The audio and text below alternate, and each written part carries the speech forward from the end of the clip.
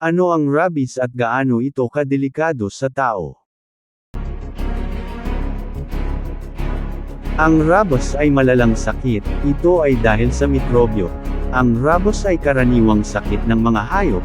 Ang mga tao ay nakakukuha ng rabies kapag sila ay nakagat ng nalilinang mga hayop. Sa una maaaring walang anumang sintomas. Ngunit mga ilang linggo, o kahit mga ilang buwan pagkatapos makagat, ang rabies ay maaaring magdulot ng kirot, pagod, sakit ng ulo, at pagkamagagalitin. Kasunod ng mga ito ang mga atake, guni-guni at paralysis. Ang rabies sa tao ay halos laging nakamamatay. Ang rabies na ito ay bihira sa Estados Unidos. Nagkaroon lamang ng 55 kaso na nasuri simula noong 1990. Gayunpaman, ang mga tao sa pagitan ng 16,000 at 39,000 ay binabakunahan kada taon bilang pag-iingat pagkatapos makagat ng hayop.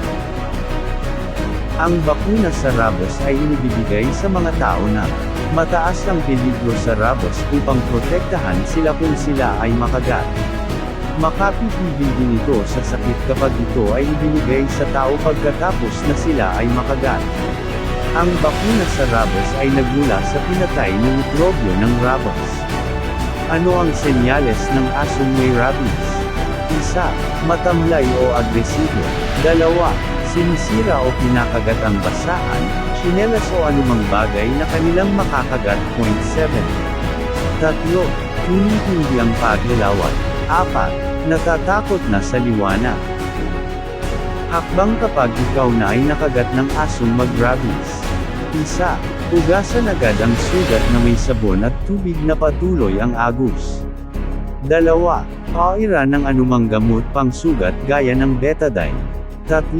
Agad pumunta sa doktor o hospital na merong Animal Bite Center. Alagaan ang ating mga hayop dahil ang rabies ay hindi birong virus. Eto si Dulong Kaalaman TV. Salamat.